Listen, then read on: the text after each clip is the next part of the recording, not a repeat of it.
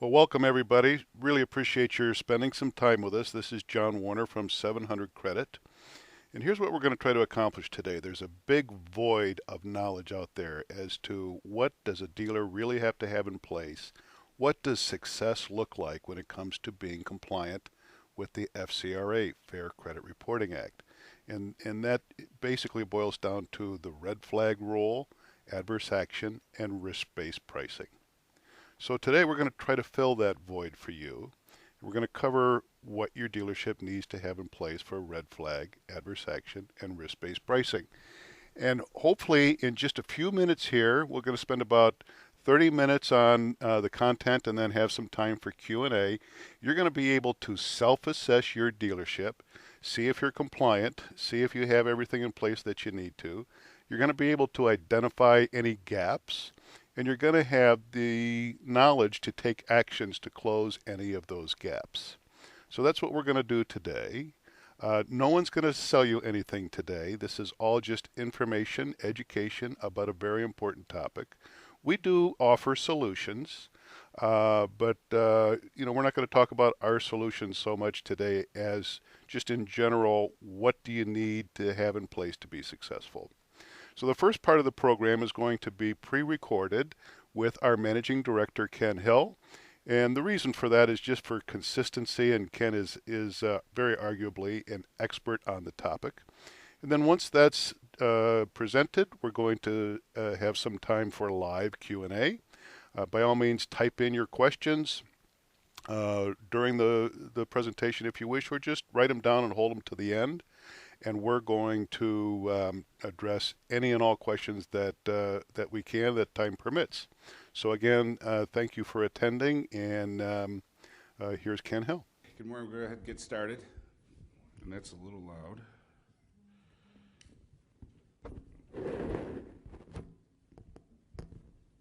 That's a little better. Okay. I actually guessed that we'd have about 10 people. Speaking about compliance is not an exciting topic, usually one we try to avoid a little bit, but we're going to attempt to make sure, since it is such a small group, if you have any questions, usually it takes about a half hour to run through this, and be happy to answer any questions anybody has. Start off with to make our attorneys comfortable. They make sure I say this at the beginning of the speech, that I am not giving you legal advice. So when the government shows up, you can't say, Ken told me. Ken told me to do this. So what we're going to talk about today is the red flag program, risk-based pricing notices, adverse actions, and then, like I said, questions and answers at the end. Those are the three components that sort of surround the credit process, which is what 700 Credit does, which is why we have programs in place to support these policies.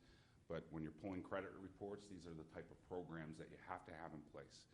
And dealerships are starting to be audited. We're seeing audits occur, and we're seeing fines levied. For years, they were focused on the fair lending practices side of the dealership, but they told us this was coming, and now it's starting to occur. If you do have any questions or you'd like to have a more in-depth conversation, you can stop by our booth, 1008 at Digital Dealer. We're also giving away a tailor-made the R15 TP driver. Latest thing you see on tour. I've been told it lets you hit the ball straight. I wouldn't know. I have 5 kids. I haven't golfed in years. Okay. I always like to start off the compliance presentations with trying to explain why the government put some of these regulations in place, which can be difficult. But first, the red flags. When identity theft was started to ramp up, 7, 8 years ago, the government came out with the red flags policy to help fight identity theft. And identity theft occurs in a dealership when someone applies for a car, tries to purchase a car under a false assumed name. You see this a lot in some of the inner city areas, and also the border areas. That's where our red flag risk and occurrences are the highest, and we can monitor that within our system. Risk-based pricing notices. This was put in place to help consumers, ensure consumers understand their credit score. What is the score? How does it affect your buying power? But it also has a little bit of an identity theft component in it, in that, you know, if you think you have pretty good credit, now you understand what a score is, and your score is not too good, then you should look at your credit report to ensure the information on your credit report is yours. And again, it's a very educational piece, the risk-based pricing notice, as we'll see an example of it. And an adverse action was part of the original FCRA that states anytime negative information exists on a consumer and it was used in an adverse decision regarding the consumer, they need to be made aware of it so that, again, they can verify the information that's on file. Okay, so we're going to start with the red flag program. Again, these are programs your dealership needs to have in place. And we're going to talk about the penalties and the fines that go with each of these. Why do we talk about red flag first? Basically because when they came out with this regulation, they really in detail outlined what they expect a dealership to be doing. And they mentioned dealerships in the red flag regulation. And there's very specifics about things that you need to be monitoring, auditing, reporting to management. They even make you appoint a compliance officer and identify that compliance officer in writing and have that policy in place in your dealership. So we start there because they've also implied that these are the things that they expect you to have in place for all these programs. Let's see. Okay. So what are some of the things that your red flag program must have in place? There's 4 key components that they outline in the legislation. You must have an OFAC database search, which many dealerships have already, but many red flag programs include an OFAC search. You must do an address verification against a public record database. You must also do a fraud database check. These are known fraudulent addresses, prison drops, master death file. There are various things that can verify if there's been fraudulent activity related to the address that's been input. And you must also have a manual ID verification component.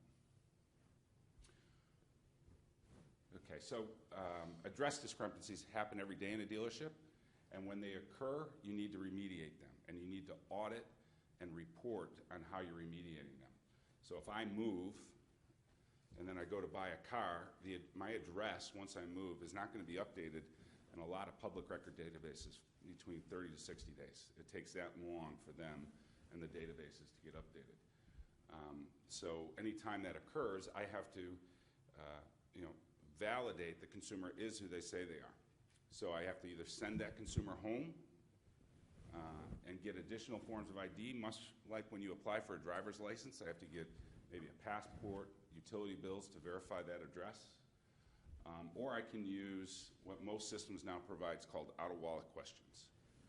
And out-of-wallet questions, if your system provider where you're purchasing credit from today or pulling your credit reports, they should have an out-of-wallet solution so the consumer doesn't have to leave the dealership to go home to get those things.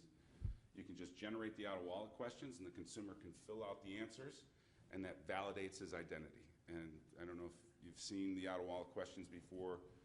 A lot of times if you're, let's say, viewing your own credit report online somewhere, they'll ask you those out-of-wallet questions, what addresses you've lived at, that type of thing. So that's why we recommend out-of-wallet questions, that you don't want the consumer leaving the dealership.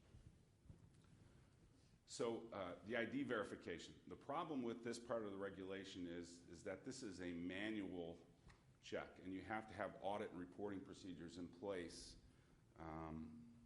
that you're performing this. Otherwise, you need a little checklist that you got to put in your dealer jacket, and it's got these 4 check boxes on it. Was it a government ID provided? Did it appear unaltered? Did the picture look like the person sitting in front of you? And also, the ID information has to match the information on the application. Again, that's part of the problem with when you move, they don't get their driver's license updated, so you have to, again, perform those out-of-wallet questions. So one of the things that we do in our system, and you can check if your current provider has this, is we provide a little electronic checklist per applicant so that once you do it electronically, it's easy to provide electronic reporting, auditing components, so that on a monthly basis, you can print out a report and you can give it to your management team that said, we provided this ID verification on everyone that walked into the dealership. So here's what's at stake. Your dealership livelihood is actually at stake, because if you are audited, they can fine you just for red flag $3,500 per occurrence. So if you don't have a red flag program, and think about the number of applicants who you pulled credit reports on in the last 30, 60 days, and then times that by 35. It starts to add up quickly, and they can levy some pretty serious fines. All right, so this is going to be a slide that we're going to see 3 times for each of the programs. There's a lot of redundancy in here, but it's in hopes that it'll be retained. What you must have in place at your dealership, first of all, is a document that outlines your program. That needs to include, the systems that you're pulling credit in and how you're performing the red flag check in each of those systems. So you have to outline each system. Most dealerships today are pulling credit from multiple systems, and we actually recommend against that. One of the things that we recommend is that you look at your dealer's processes, where you're pulling credit in the process, and consolidate it to one system. Because if you need to have audits and reportings in place, to have it in place in 3 different systems, 4 different systems, it's a nightmare. And trying to establish and ensure you have all the right policies in place. So consolidate the system where your dealership is pulling credit reports, and then understand how you're going to pull red flag on each of those applicants. And at the end of the day, if you have electronic web applications over here, and you're getting applications from this system, and you're pulling credit in different systems, you have to ensure that your red flag program covers each of those. You have to ask yourself and to ensure that it does. I just purchased a used car for my son not too long ago, and they didn't do any of this. I didn't get a red flag. I didn't get a risk-based pricing notice. So I was amazed, because it was a big franchise dealership. One thing that, let's see, a point I missed here. One of the takeaways from today is for you to go back to your dealership and determine who at your dealership is in charge of compliance. Train them on these programs. We offer seminars 4 or 5 times a year. State associations have, I know NIADA has a pretty good program as well, NADA. Train them on the programs and what you have in place, and charge them with ensuring that you have not just the program in place, but the reporting and the auditing. That way, if you are audited, they're just going to slap your wrist versus levy some severe fines. You don't have your head in the sand. You're not doing any of this. They're going to come down on you pretty hard. Some of the features to go back and ask about your credit provider and where you're pulling credit. And I know most of the major systems have these features, but you want electronic logging of when red flags occurred, your applicants that you pulled credit on. Did they pass red flag or did they not pass red flag? If they didn't, did you remediate them? Those are some pretty critical components, and the same with the manual ID verification. Your credit provider should also be providing you with a tool for red flag. It should occur with every credit report you pull. There should be a red flag section. I know most of the systems out there, most of them have it. Some are better than others. We're going to look at the one we have just as a demonstration and understand the reporting and the auditing components. Oh, and that last piece, remember the out-of-wallet questions. Ensure that you're performing these at a minimum on everyone you're selling a car to. Here's just a quick sample of our red flag product. You can see that it has the 4 main components: the OFAC, ID match, red flag. You can see when an alert occurs, they can remediate the alert by just clicking the out-of-wallet questions. The out-of-wallet question would come up. And then the other important piece that we mentioned was the monitoring component. You have to be monitoring your program. We have a monitor that has a red flag program monitor, and you can see some of the things that you should be monitoring for. You know, active duty alerts and fraud victim alerts, those are very important that your dealership is monitoring for those. You know, if someone has already been a victim and reported that they were a victim of identity theft, and then you pulled their credit report, you know, you need to be aware of that, and it needs to pop up an alarm on your dealership. But this is the type of thing that allows you to monitor, you know, how many alerts occurred in our dealership, and how many did we remediate or resolve. Okay, so next policy that I'm going to talk about is risk-based pricing notices. Does everybody know what a risk-based pricing notice is? They're delivering them in their dealership today? Okay, I was stunned when I bought that car and I didn't get one. So I'll hit some of this quickly. Risk-based pricing, there's some confusion about risk-based pricing because when they first came out with the regulation, they stated that you didn't have to deliver a risk-based pricing notice to everyone that you pull the credit report on. But their definition was that, and I'll show you the definition in a little bit, but the official definition is if you offer credit on material terms that are materially less favorable than your most favorable material terms available to a substantial proportion of your credit customers. Then they ask you to determine what that substantial portion is, which was part of the confusion. But risk-based pricing is when you vary the interest rate based on their consumer's credit score. So again, the original regulation stated that you do not have to deliver risk-based pricing notice to everyone. But then here again, there's a substantial portion. You have to provide a risk-based pricing notice to a customer who applies for financing if based on a credit report or credit score, the contract APR for that customer is less favorable than the APR offered to a substantial portion of your customers. Then they proceeded to tell you how you calculated what a substantial proportion of your customers were. It's very complicated. 99% of our customers don't use this method because it's confusing. And you have to constantly be calculating what a substantial proportion of your customers are. And I actually give some examples in the next slide. So they came out with a subsequent exception notice. And basically the exception notice states, okay, you can use this notice, but you have to deliver it to 100% of the people that you pull a credit report on. So that's where the confusion comes, because we do come across some dealers that say, well, they tell me I don't have to send it to everybody. Well, you really should.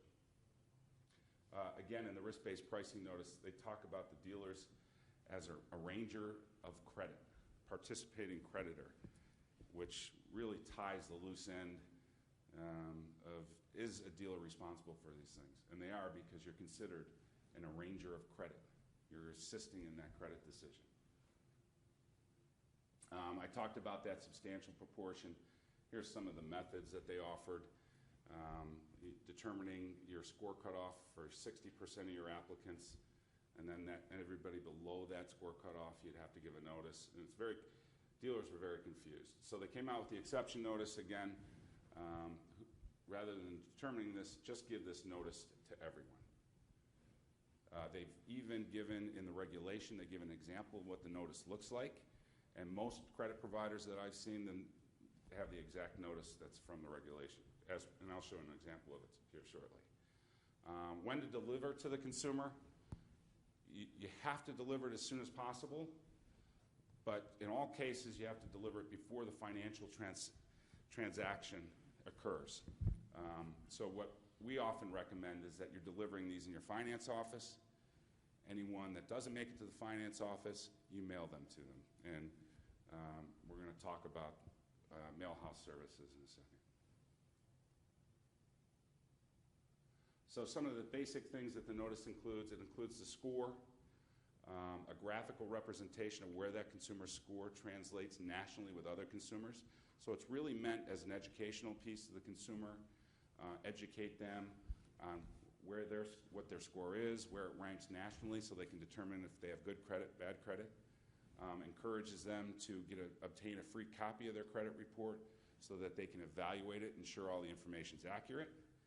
And it also tells them if there's any information that is inaccurate, how to dispute it.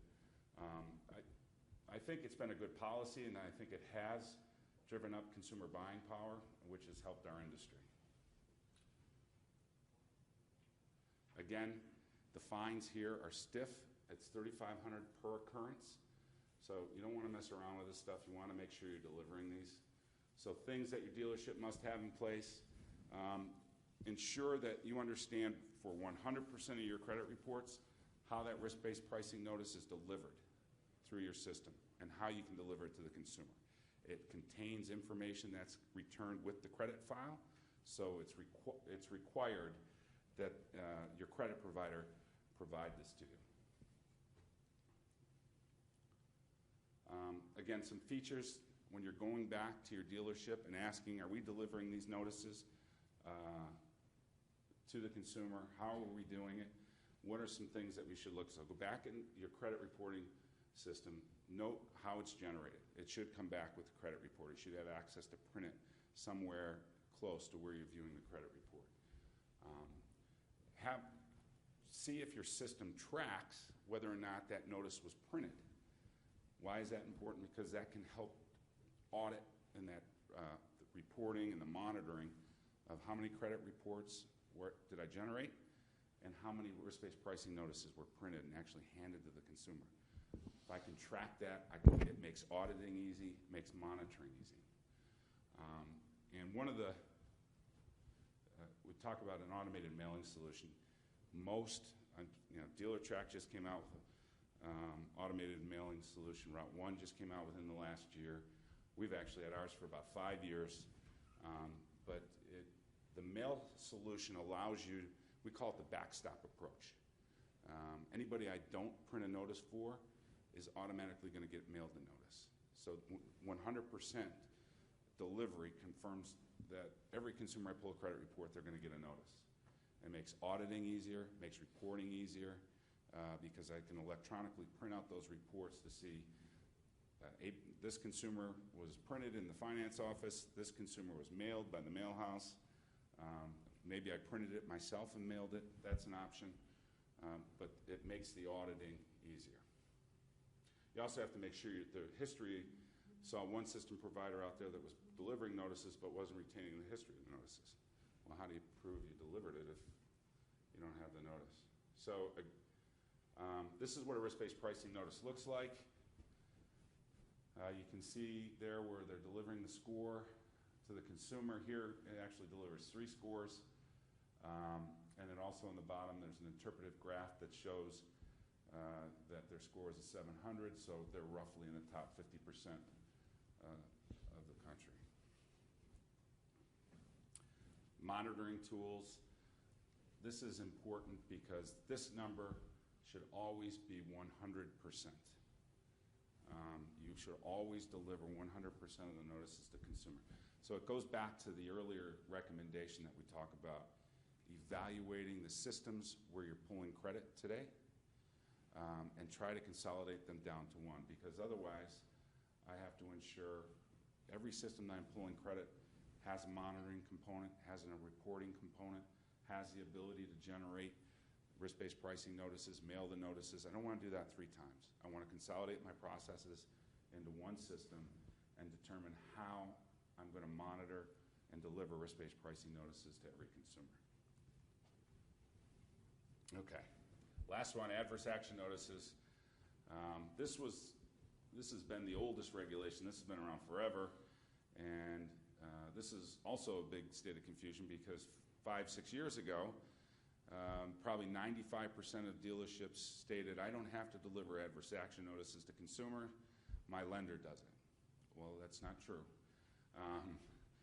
That's why you're considered an arranger of credit. You are making adverse decisions. The minute you pull that consumer's credit file and you determine that they're not going to qualify for my prime lender over here, or my red carpet leasing program, so I'm going to send them to the local credit union, that's an adverse decision that I just made in regards to that consumer. So adverse action does occur in the dealership. Um, and if they do not accept that counteroffer, you owe them an adverse action notice.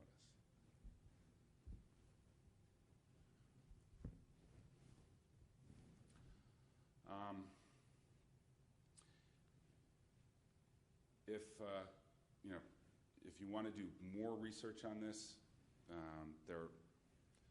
think NADA has supporting opinion papers out there that support that policy. State associations, again, some larger dealership groups hire law firms to come in and write a white paper for them and write some policies up for them. I would get a policy from a source, and then I would adopt it and make it your own. Because it's, again, if you are audited and they see that you acknowledge that adverse action occurs in your dealership and you have a program and policy in place, they're going to be much more lenient than, again, if you're doing nothing. Or if you have I don't have to do that, it doesn't occur here. So, again, every dealership's interpretation of how to implement an adverse action program are different. Some variations that we see, all right, I'm going to send, because you want to try and automate this, right? You don't want to leave it up to a manual decision-making process. You want to automate it. Some dealerships, I'm going to deliver an adverse action notice to everyone I pulled a credit report on and did not sell a car to. That's fine. It's too broad. One of the things the FCRA says is that a policy that delivers an adverse action notice to every individual is an incorrect policy. It's out of compliance. That's not the right policy because you're not doing anything to determine if adverse action occurred or not. Here is every customer from whom the dealership obtains a credit report and is declined by the dealer. So that is only part of the policy. Certainly, if someone comes in and you pull the credit report and you just say to them, I got nobody for you, that's bad. That's adverse action, right? You're not sending them to a lender, you're just turning them down right there. So that is part of the policy. If I decline a consumer outright without submitting it to a lender, that's adverse action. Your policy must include that. And then one of the things that we use often is a credit score. Why do we use a credit score? Because we're trying to define within your dealership where the counteroffer occurs, and that's the key term that's in the FCRA term, counteroffer. So if I can align that credit score with my top-tier lender, everybody has a preferred lender that they're trying to funnel the deals to, whether it's a captive, or local bank. So anybody that I do not send to that preferred lender, that's a counteroffer. So I'm making them a counteroffer to my preferred lender. And then anyone that doesn't buy a car from that counteroffer is who I need to send an adverse action letter to. So we sometimes use that score cutoff to define that preferred lender. And if I define that and I automate that, that's a good policy. Because now I'm only sending letters that fall below that score cutoff and for someone who didn't purchase a car. That's what our recommended best practice is. And then we help dealers automate this process. And again, DealerTrack, Route 1, they're automating this within their systems. They're determining who you sold the car to, who you didn't, and allowing you to set a policy to mail notices to those people. So again, we're just defining where it occurs. We talked about the first one. And again, this is official definition. The customer applies for credit on certain terms, such as the APR. The dealership offers the deal on different terms. The customer rejects their counteroffer. So that term counteroffer is very important. We discussed this. So again, this slide, things your dealership must have in place. Have a policy, again, a written policy. Just, it can be even a one-pager that states, okay, we're going to pull credit in this system. Anyone that with a score below this, we're going to deliver an adverse action notice out of this system. And and just have that as part of your policy and then manage to it. If it includes an opinion paper, include the opinion paper in the policy. Again, you have to determine for each system where you're pulling credit on where adverse occurs and how I'm going to deliver that notice. So again, gets back to that recommendation, really look at consolidating the systems where you're pulling credit. And again, the policy has to cover 100% of your applicants. And the biggest thing too, when we talked about one of the takeaways is going to be defining your compliance officer. Make sure that you put in place monitoring programs and audit reporting. The red flag regulation states that you must be reporting to upper management on a regular basis. So they're going to look, when you're audited, they're going to look for your reports. So make sure you have that reporting in place. The problem with adverse action is that it can be a civil suit. And what does a civil suit means? That means there's law firms out there looking for individuals that did not receive adverse action. And I've seen suits brought against dealerships where they ask for a list of everybody they've sold the car to over the last year. They mail all the applicants, ask them to join their suit, and it just it's a snowball effect. So you want to make sure you have an adverse action program in place.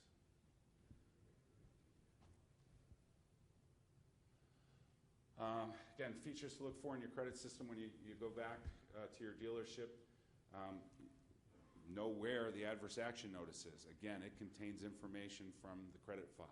They've modified it about 2 or 3 years ago, the government, and said that it has to contain a score, some of the reasons that are attached to the score. So it has to be tightly tied with that system that you're pulling credit from. Also determine, can we automate? You want to automate this because manual processes just leave you open for mistakes. So you want to automate it. So look to how you can automate it in the system where you're pulling credit. You might end up changing the system and your policy today of where you're pulling credit based on, you want to ensure you have these programs in place and they're being followed and they can be monitored. Again, most of the major systems now have mailing solutions.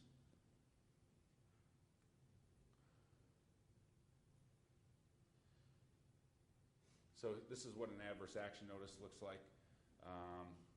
It can be perceived as negative when a consumer gets this. Our program comes with a call center behind it. We handle the calls from consumers. We put our phone number on the adverse action notice.